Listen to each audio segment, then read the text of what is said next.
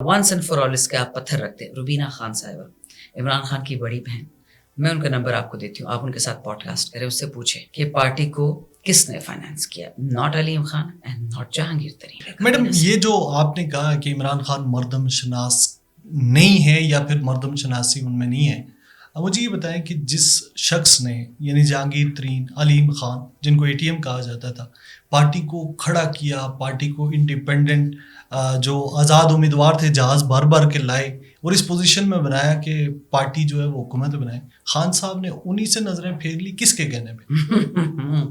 Number one, आप अलीम खान के बेटे का नाम जानते हैं? नहीं। अच्छा, जहांगीर तरीन ने जो पार्टी बनाई उसका क्या नाम है? इस्तेकाम पाकिस्तान पार्टी। अच्छा, और वो किधर है आज?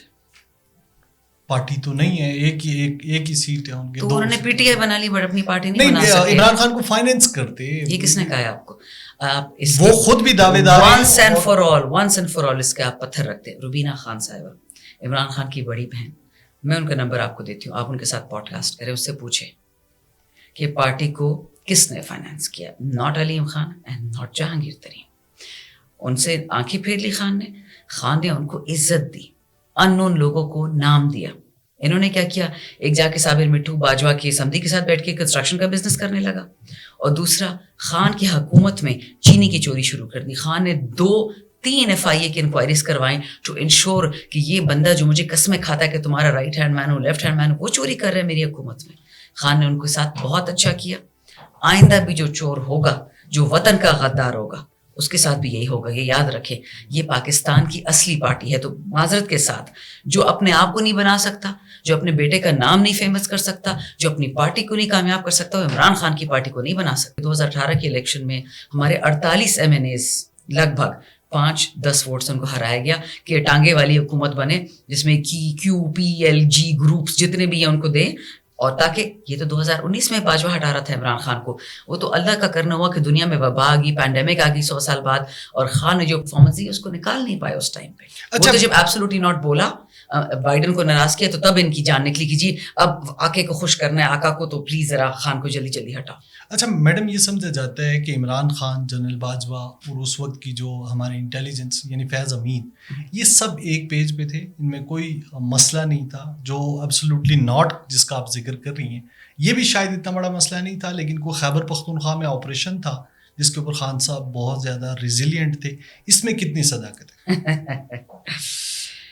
वही क्या क्या आपको बताऊंगी, मुझे इसके बाद तो पर्चा फिर कट जाना है, बट हू केयर्स, अब तो पैका भी आ गया।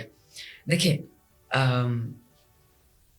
कोई मुल्क आपने देखा है, कोई मुल्क जो सक्सेसफुल हो, डेवलप्ड हो, इंटरनेशनली माना जाना होता हो, उसकी हुकूमतें हों, गिरती ना हो, गिराए उनके प्राइम मिनिस्टर्स कायद आज़म से ले के बेनज़ीर भुट्टो तक शहीद किए गए। छठा इसमें मैं चलो जनरल ज़िया भी डाल देती हूँ।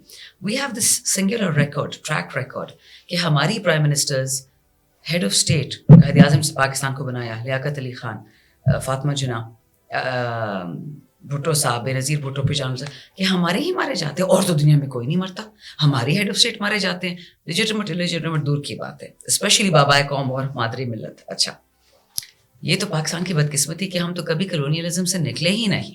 ठीक, क्या इमरान खान अच्छा लगता कि ये बात कहे? आप उनके पुराने इंटरव्यूज निकाल के देख लें, अथर में नल्ला साहब जो सुप्रीम कोर्ट में हैं, उनके इंटरव्यूज निकाल के देख लें, उन्होंने क्या क्या नहीं कहा कि एस्टैब्लिश पाकिस्तान के साथ क्या करती रही है।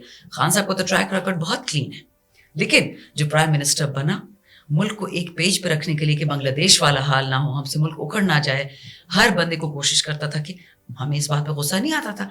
फैसल वावडा को भी रख रहा है एक पेज पे, फवाद को भी रख रहा है, इसको भी खुश कर रहे हैं। हम कहते थे सर खुदा का वास्ता है, वतन की फिक्र करें, अपनी फिक्र करें, आपको धोखा देते नहीं खैर है, दरगुजर करो।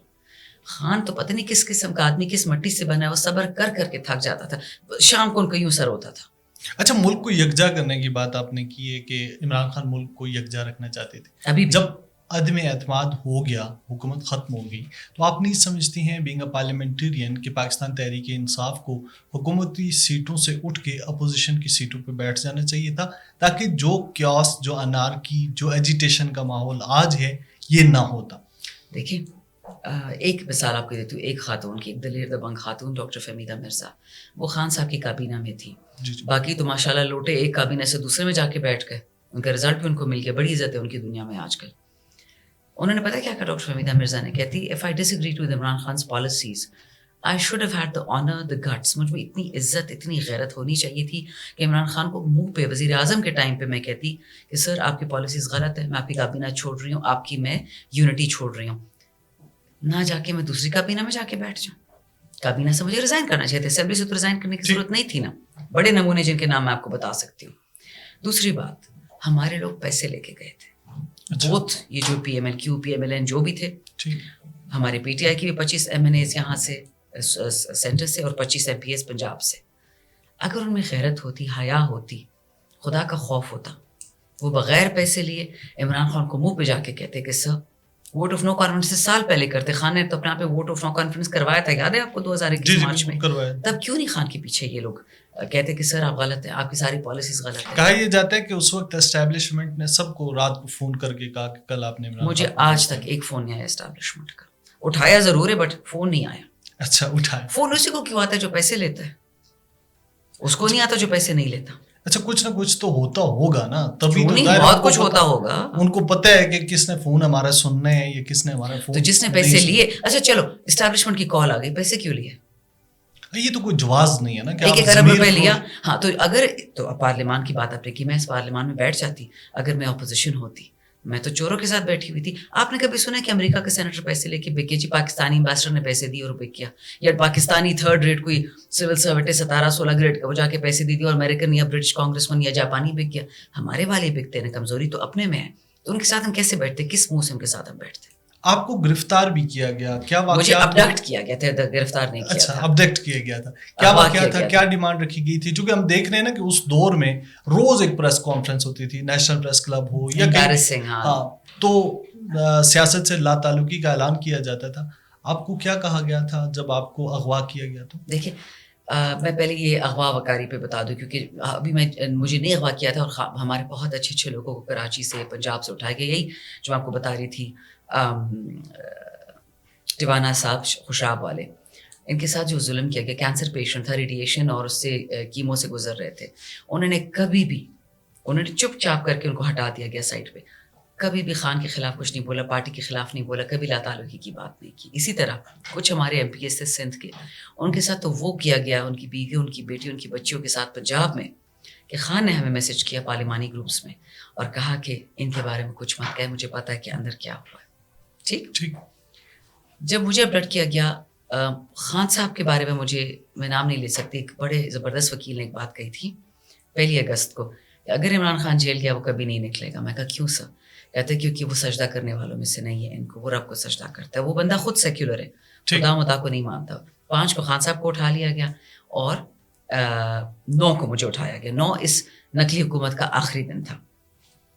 اب ہوتا یہ ہے کہ جب مجھے اٹھائی جاتی ہوں, میں اس دن گھر رینٹ کر رہی تھی, میں تو 6 مہینے سے غائب تھی, کیونکہ مجھ پہ تو کیس ان لوگوں نے 31 جنوری کو کیا تھا, 9 میں تو ابھی ہوا بھی نہیں تھا, میں تو 31 جنوری سے گھر سے گئی تھی, مجھ پہ سیڈیشن کا کیس کیا ہوا تھا. سو میں نے مشرف کو اور شہباز شریف کے بھانڈے پھوڑے تھے, تو جی پڑھے لکھے تو یہ ہے نہیں. میں نے ان کو ایک خط دکھایا تھا, نیو یارک ٹائمز سے چھپا تھا شہباز شریف کا, جس میں وہ لکھ رہا ہے القاعدہ کو کہ جی سارے پاکستان میں بم اڑاؤ لیکن میرے صوبے میں مت اڑاؤ. تب یہ سی ایم تھا اور اس کا بھائی پی ایم تھا. اور جنرل مشرف نے خط لکھا تھا, اپنی کتاب میں لکھا تھا کہ جی طالبان بنائے بھی میں نے, ٹرین بھی میں نے ان کو کیا, پھر وہ میرے ہاتھ سے نکل گئے اور اس کے پی کو اٹیک کیا. تو ماشاء اللہ, اب اس کا میں کیا جواب دوں.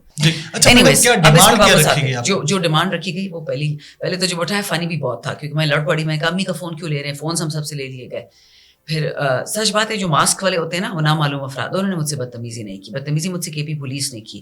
کبھی وہ بندہ سامنے آیا تو اس کو میں, اس ٹائم میں میرا دماغ بھیجا پھٹا ہوا تھا, میری ہائٹ ہے نہیں, وہ 350 فٹ کا تھا, وہ چیخ رہا تھا, میں نے کہا آواز نیچے کرو ورنہ منہ توڑ دوں گی, پشتو میں سے بول رہی. پھر میں نے بعد میں سوچا اگر وہ واقعی میرا منہ توڑ دیتا پھر میں کیا کرتی, لیکن غصے میں تو انسان سوچتا تھوڑی ہے. اور میں نے کہا آپ سب کو اللہ کا عذاب ہے, آپ میری ماں سے فون چھین رہے ہیں اور کہتے ہیں میڈم بد دعائیں مت دے. میں نے کہا اتنا ڈر پو کے بد دعا سے ڈر ہے. میں نے امی کو بولا پشتو میں نے کہا ڈرنا نہیں ہے, میں اللہ کی بنائی ہوئی چیز ہوں اور جو ہوگا میری قسمت ہوگی. اور امی آگے سے کہتی ہیں اللہ کی ایمان میں بھیج رہی ہوں. اور مجھے بھائی اس وقت ہم سموسے کھا رہے تھے, مجھے یہ بھی ٹینشن تھی جب آئے نا, میں نے کہا 35 مہمان آئے, ان کو کھانا کون دے گا. اچھا, وہ مجھے لگا ہی نہیں کہ مجھے اٹھانے آئے, مجھے سموسوں کا غم تھا. خیر باہر نکلی تو میں نے گرمی آتی, باتھ روم کے چپل پہنے ہوئے تھے, پلاسٹک چپل, تو مجھے کہتے ہیں میڈم بھاگیں گی تو نہیں. میں نے کہا یا اللہ میری حالت دیکھو, فزیکلی میں انفٹ ہوں, میں نے کہاں بھاگنا ہے. میں کہا نہیں جی کہیں نہیں بھاگ رہی جی, باہر کی کالا ڈالا کھڑا تھا, پھر میری ہنسی چھوٹ گئی. یہ وہ موقع ایسا تھا, رونے والی تو میں ہوں نہیں, مجھے ہنسی آ گئی. میں کہا اور کوئی گاڑی نہیں آپ کے پاس؟ کہتا ہے میڈم یہی ہوتی ہے.